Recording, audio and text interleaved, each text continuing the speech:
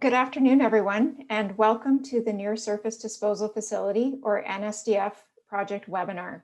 It's 1 o'clock, so we're going to get going here. Thank you for taking time out of your day to learn more about this important environmental remediation project. My name is Sandra Fott, and I am the manager of NSDF Regulatory Approvals. Today's webinar will be focused on the draft NSDF Environmental Assessment Follow-up Program, which will be presented by Reza San Pedro, an environmental analyst on the project. Joining us is Martin Klukas, environmental analyst, and Megan Bickard, director of the NSDF project. Before we get started, I have a few logistics. This webinar is being conducted in English and French. To choose your language, please click on the globe-looking icon at the bottom of your screen on the right-hand side. As well, to ask a question, please click the Q&A icon at the bottom of the screen. You are welcome to enter a question at any time during the presentation.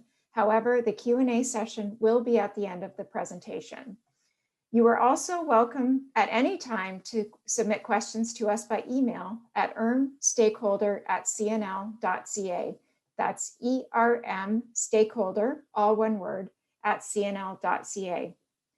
We value your feedback, and a short survey link will be emailed to all participants after the webinar, which we encourage you to complete. As usual, we will also be posting the recorded webinar to our YouTube channel in the next few days. We'll move to the next slide.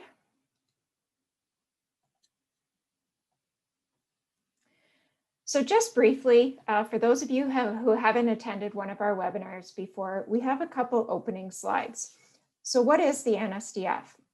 The Government of Canada has made a commitment to clean up historical radioactive waste around the country.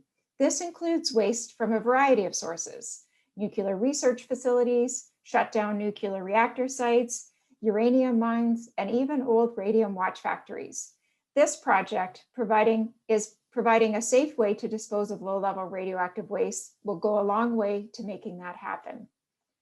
At the Chalk River Laboratories, there are historic waste management areas from as early as the 1940s and 1950s, which minimal to no engineered barriers are there to contain their inventory. As a result, these legacy wastes are exposed to weathering and erosion, resulting in the release of contaminants to the environment. Although these releases and the groundwater impact from these waste management areas is currently being managed, the risk of future releases and the environmental impacts the inventory poses could be substantially reduced through the removal of the source term for improved containment and isolation of the inventory. To add to the current legacy present currently at CNL and other AECL-owned sites, the anticipated production of future waste from decommissioning and site revitalization will also need to be disposed of in a permanent and safe facility.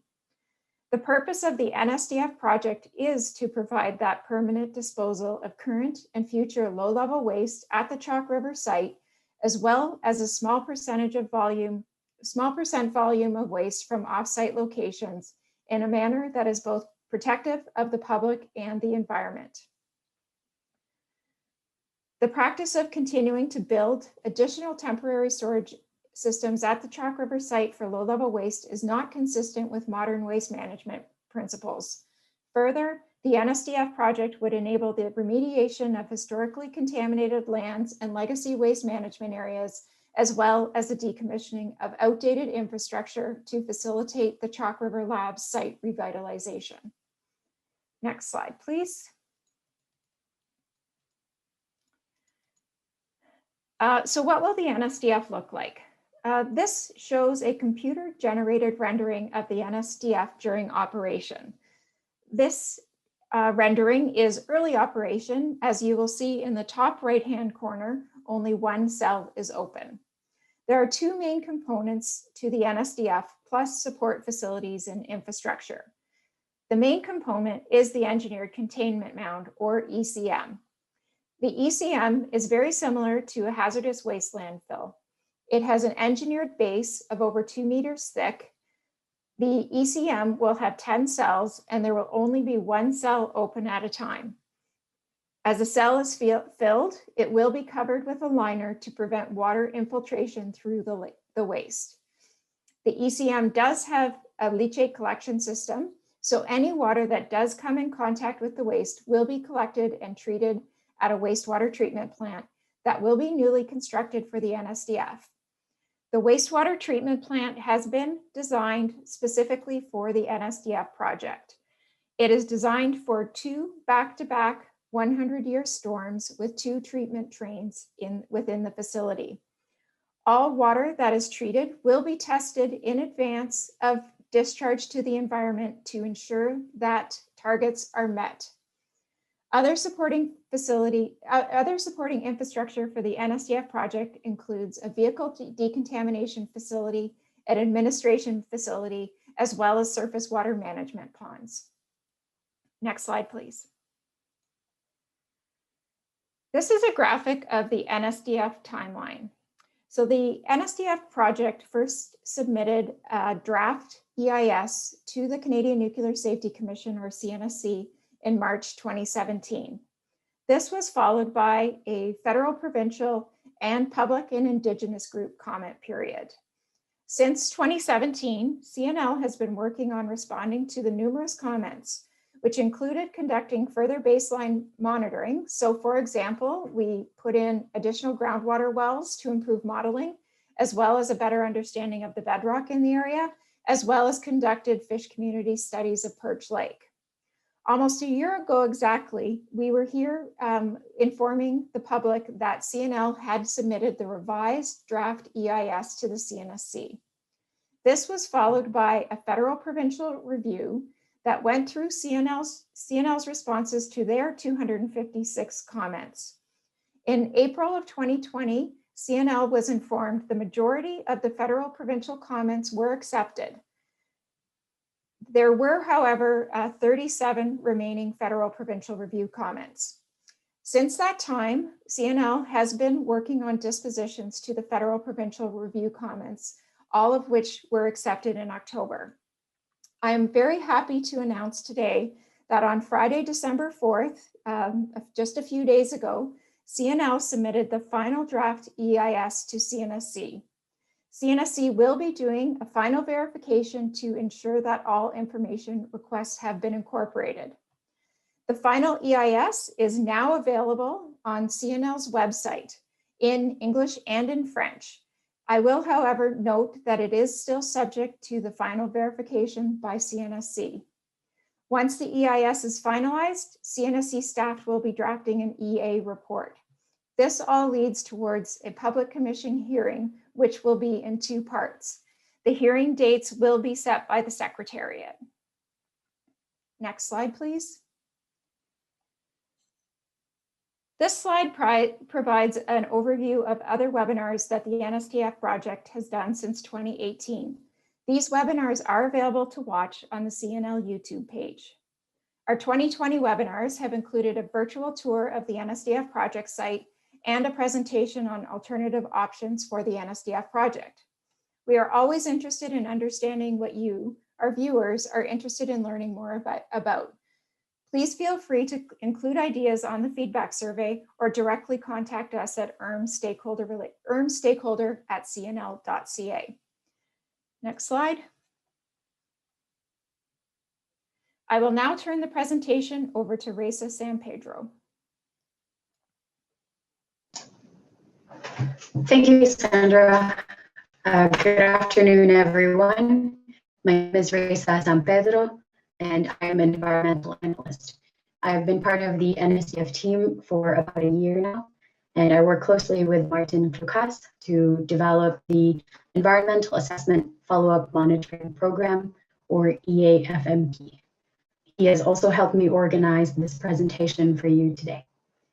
The EAFMP is specific to the NSDF project as a follow-up program.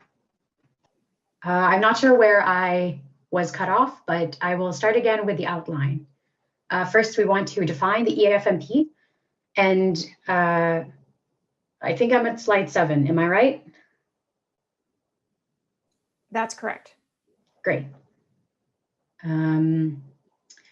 So then we'll want to discuss how the EAFMP is developed and the various requirements for the program. We'll also want to talk about the objectives of the program and how it's connected to the environmental impact statement.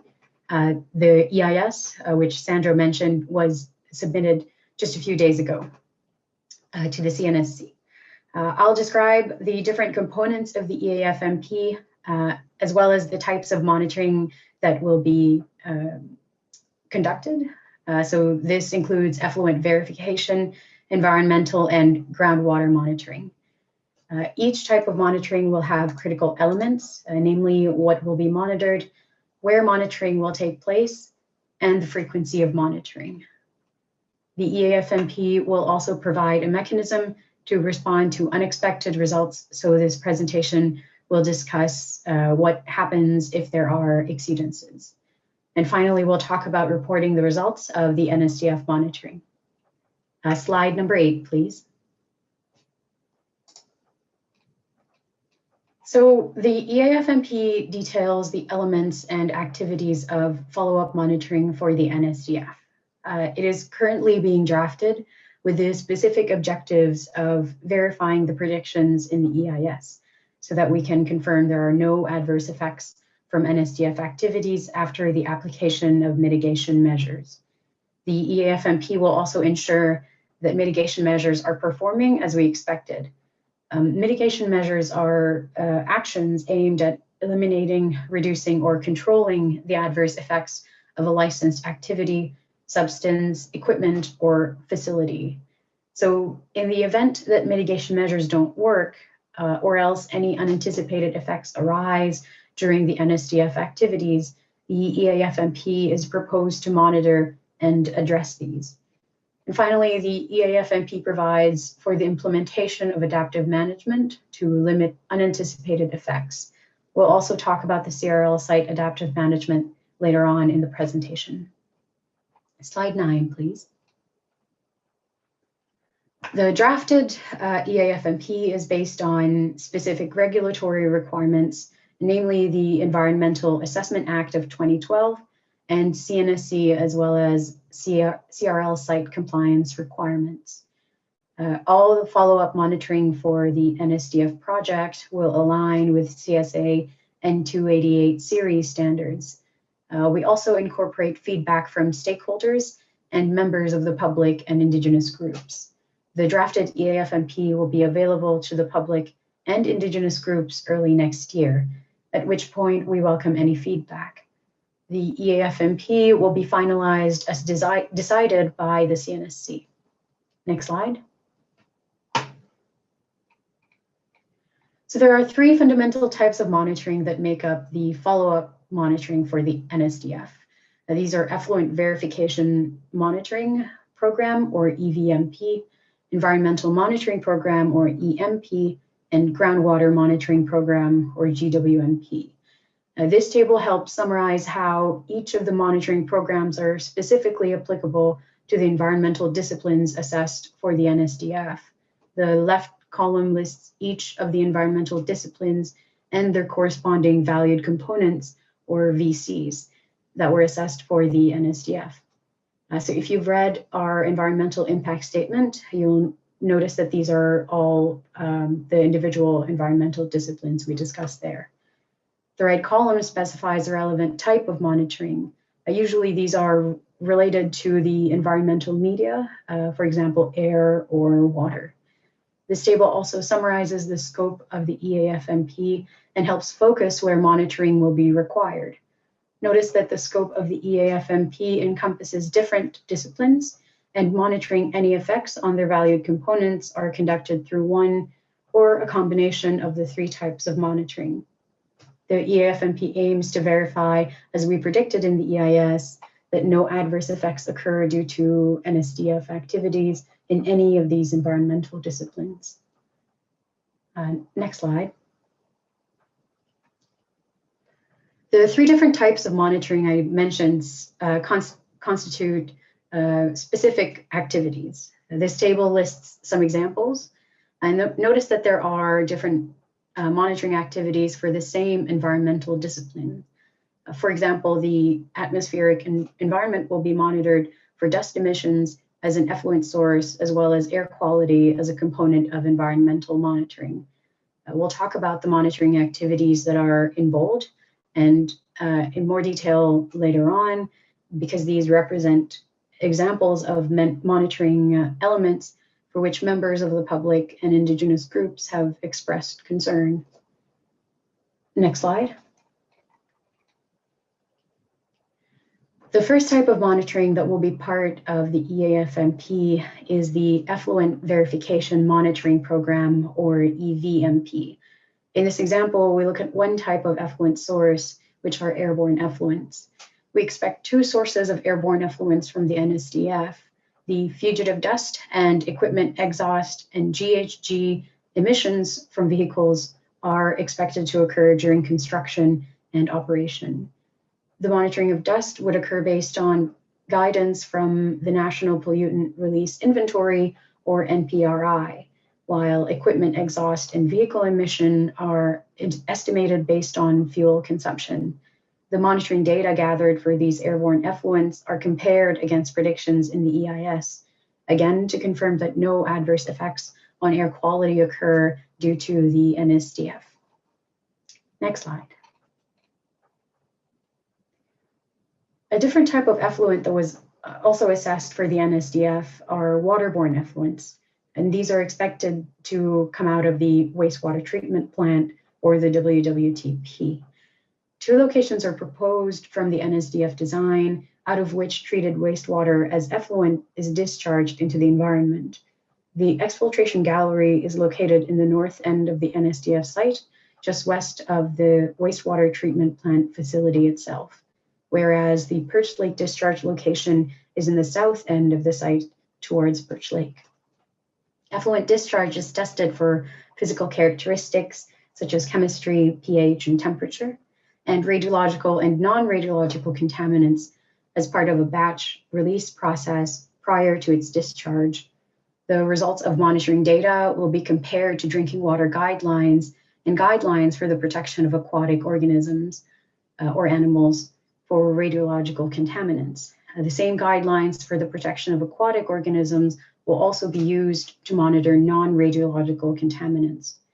If the effluent tested during the batch release process do not meet these screening criteria, it is recycled back into the wastewater treatment plant to undergo further treatment. This is done until all effluent meet screening criteria prior to discharge. Next slide. So now let's talk about the Environmental Monitoring Program, or EMP. Whereas the EVMP monitors discharges into the environment, the EMP will monitor the receiving environment. For example, key surface water locations near the NSDF will be monitored to verify that waterborne contaminants and watershed hydrology have not been impacted by the NSDF. This figure shows where surface water will be sampled for the NSDF. Those are the 4 dots that you see around the NSDF site. East Swamp Weir is the dot to the west of the NSDF site. Perch Lake Inlet 2 is southwest. Perch Lake Outlet is in the southeast, and Perch Creek Weir is east of the NSDF site. These mark open bodies of water where physical characteristics and radiological and non-radiological contaminants will be monitored once a week and compared against water quality criteria or ecological risk benchmarks. The ecological risk benchmarks are the concentrations of contaminants which are determined to be protective of aquatic organisms, similar to what we discussed in the effluent verification monitoring. So this is actually a good place to talk about animals that may be exposed to contaminants in the environment.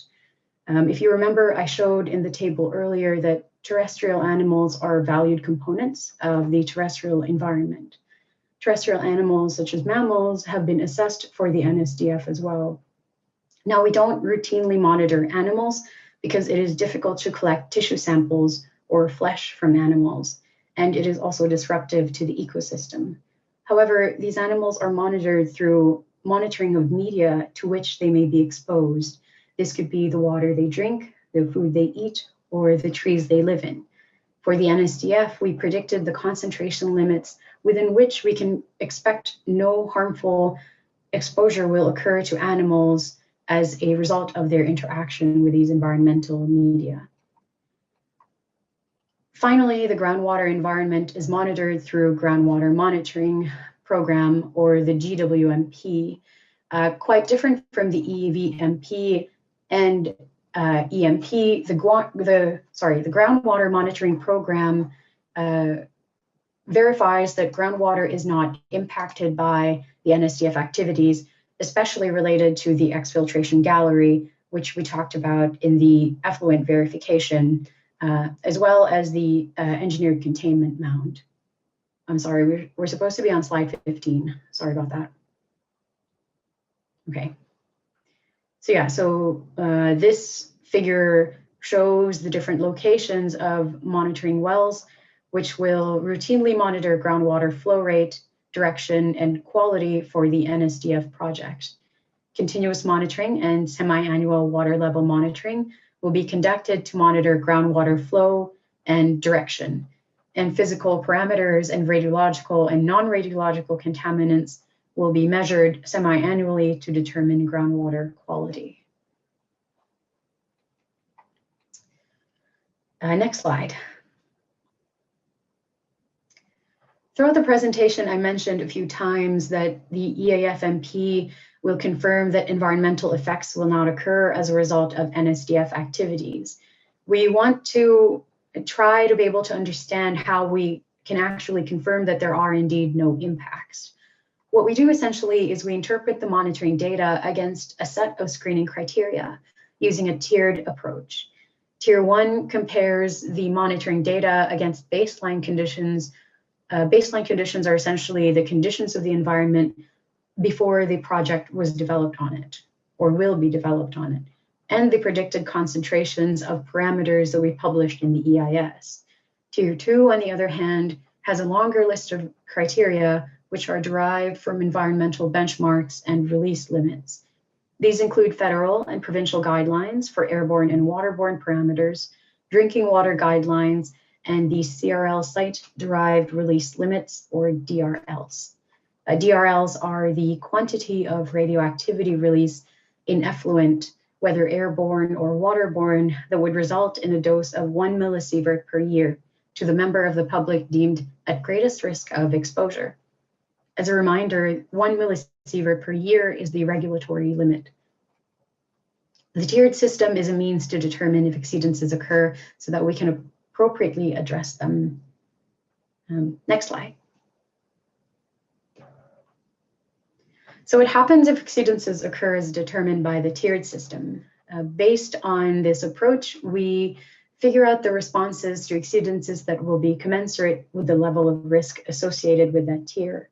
So for example, if tier 1 is exceeded, we review what the data says. The trends are evaluated, and a second sampling campaign may be conducted to confirm these exceedances. Then we try to be more precise and look for the source or sources of exceedances. We also consider increasing the monitoring frequency to constrain the extent of recurring exceedances. A similar set of responses are applied to tier 2, but tier 2 represent environmental thresholds, which, if exceeded, could result in potential environmental effects and therefore triggers more actions than a tier 1 exceedance. Next slide. So as the NSDF evolves and the EAFMP is implemented, the CRL site adaptive management will help improve and optimize the operation of the project and the execution of monitoring. This will include implementation of additional or else modified mitigation measures over the lifetime of the NSDF to address unanticipated events. The tiered evaluation approach for monitoring data will play an important role to maintain that the NSDF is performing as predicted in the EIS. With respect to the protection of the environment, particularly the risk of radiological exposure of humans, animals, and the ecosystem. Next slide, please. So now let's talk about what happens to the results of monitoring. Monitoring data is usually analyzed and interpreted as they are gathered. The results of NSDF follow-up monitoring are reported annually and submitted to the CNSC for review. Monitoring results can also be made available to the public, stakeholders, and members of Indigenous groups. Next slide. So in summary, the EAFMP aligns with CSA N288 series standards, and the different types of monitoring that will be conducted include effluent verification, environmental, and groundwater monitoring. The results of follow-up monitoring will be made available as an annual report to the public. The EAFMP will remain as a dynamic program, and adaptive management will be continuously integrated as the project evolves. The draft of the EAFMP will be available early next year, and CNL will continue to engage with stakeholders and members of the public and Indigenous groups to retain feedback. The EAFMP will not be finalized until a decision is made by the CNSC. And with that, I open the floor for questions. Thank you. Thank you, Reza. So we currently don't have any questions in our Q&A, but I will remind folks that the Q&A button is at the bottom of your screen, kind of in the middle of the icons. And we do welcome questions at this time. Oh, okay. So our first question has come in, and the question is, can you remind me of the time frame that the EAFMP will take place? Reza, do you want to take that one? Sure. The follow-up monitoring will start during the pre-construction and will continue through the construction period and operation of the NSDF. So it will essentially be continuous throughout the operation of the NSDF.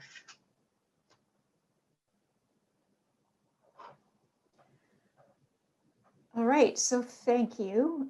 We have another question that's come in. It's not necessarily on the EA follow-up monitoring program, but I will read through it. The question is, or statement is, as a disposal facility, the site will eventually be abandoned, at which time CNL will need to apply for a license to abandon. To obtain that license, CNL would need to demonstrate that residual radioactivity meets criteria. However, the waste acceptance criteria document includes non-radiological hazardous waste such as lead, iron, copper, which will be disposed of in the facility in amounts that exceed Ontario's contaminated site criteria. While the CNSC can grant a license to abandon for the radiological hazards, it's not within its mandate to address the non-radiological hazards. I assume that this monitoring program will be designed to include measuring the non-radiological hazards such that CNL can confirm there will be no unacceptable residual risks from these hazards. When will the risk from the non-radiological hazards be reduced to levels that meet Ontario's contaminated site criteria? So I'm going to break this down into two parts, and I'm going to ask Martin Klukas to answer the first part. And Martin, can you talk a little bit about what non-radiological hazards we will be measuring in the EAFMP?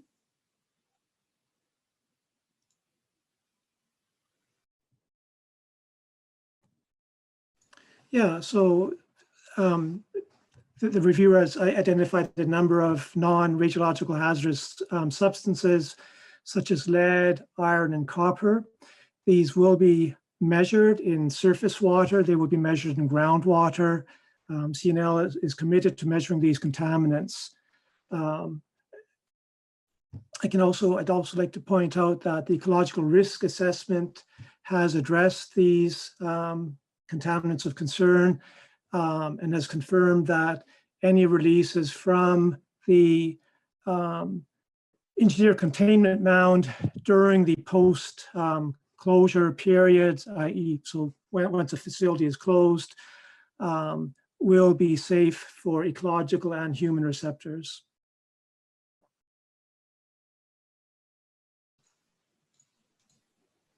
All right, thanks, Martin.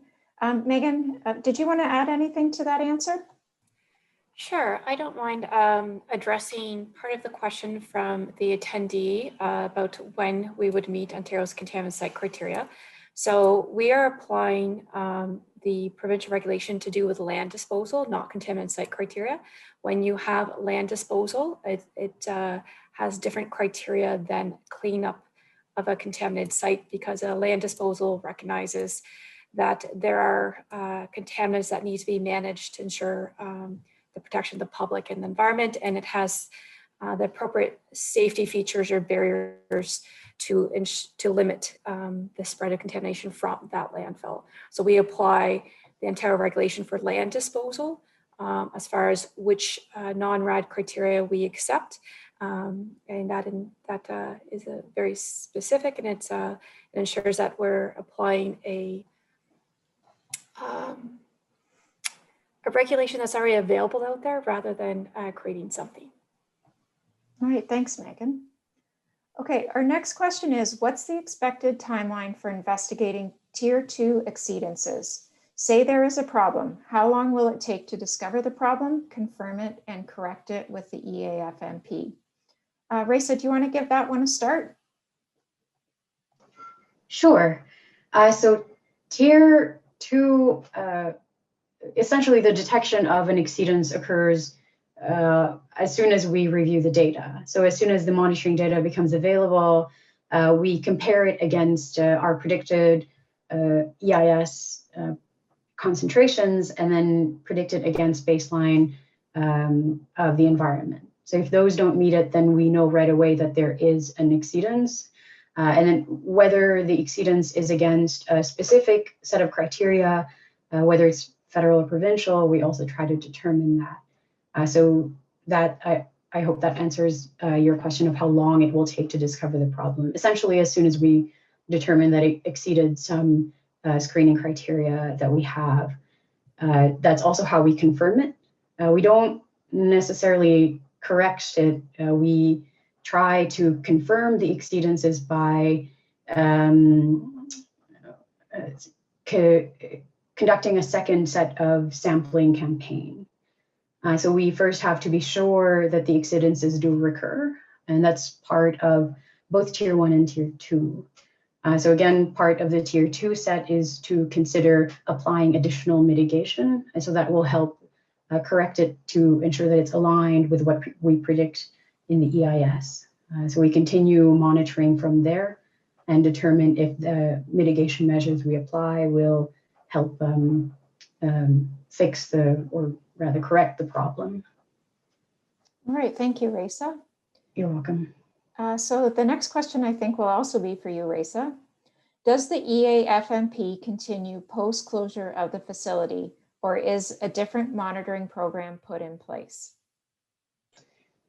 Yes, I can answer this question. So the EAFMP is a follow-up. The main goal of the EAFMP is to verify that what we witnessed during the construction and early years of operation is consistent with our predictions of the EIS. Now, since it will be throughout the operation of the NSDF, we'll conduct follow-up monitoring. We will increase our confidence that what we witness is aligned with our predictions. So this will also continue into the early, sort of towards a closure of the NSDF facility, particularly the closure of the ECM. The elements of monitoring that are part of the EAFMP are already part of monitoring for the CRL site. So as the NSDF closes, the monitoring then becomes part of CRL site-wide monitoring throughout the institutional phase of the NSDF project. All right, Megan, would you like to add to that?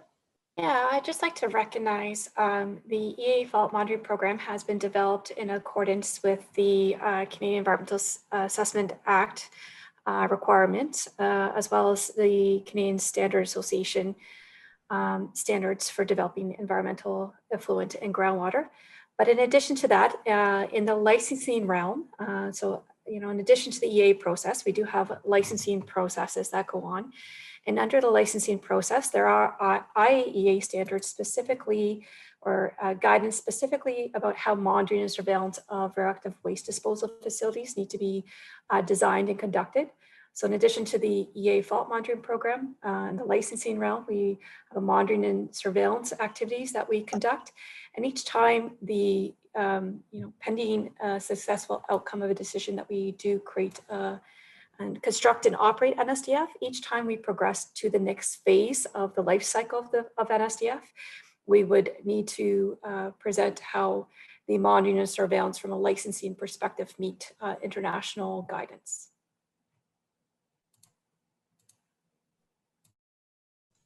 Thanks, Megan. We have another question. The question is, can Indigenous groups and members of the public participate or be involved in the EA follow-up control monitoring activities? And if so, what are the steps to follow and how can this be done? Megan, can I pass that to you again? Sure, absolutely. So we're very close to completing our draft plans. And once we do have our draft plans, we will share them with interested members of the public or Indigenous groups so that they can review them. They're welcome to comment on them, meet with us to look through them, look for things that they're looking for as far as questions they may have on what contaminants or parameters we're analyzing, where we're analyzing the locations and what are the bases for those locations. So certainly, although not part of a formal requirement, we're willing to engage in discussions with interested members of the public or Indigenous groups as soon as we have a plan developed, and that can look anything from posting it on our webpage and having questions submitted to us, to meeting with individuals or groups, or even maybe having focus groups similar to what some of you may have seen the NPD closure project do. All right, thank you. Right now, we don't have any new questions. I'll just give it another few minutes or 30 seconds or so to see if questions come in. Again, as Reza mentioned, the draft EA follow-up monitoring plan will be publicly available in the new year. And we will be looking forward to receiving feedback from interested members of the public and Indigenous groups on that plan as drafted.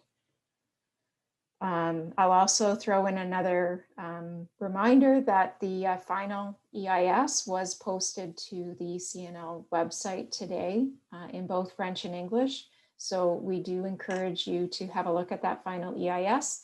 And as mentioned earlier, it is still subject to final review and acceptance by the CNSC. I am still not seeing any new questions coming in, but just before we sign off, we did have another webinar earlier this morning on the nuclear power demonstration or NPD closure project. I wanted to point out to members of this audience that there is currently a virtual open house going on for the NPD project, and that can be found at the website engagewithcnl.ca/NPD. So with that, I hope everyone is staying safe, and we will be talking to you again in the new year. Have a great day.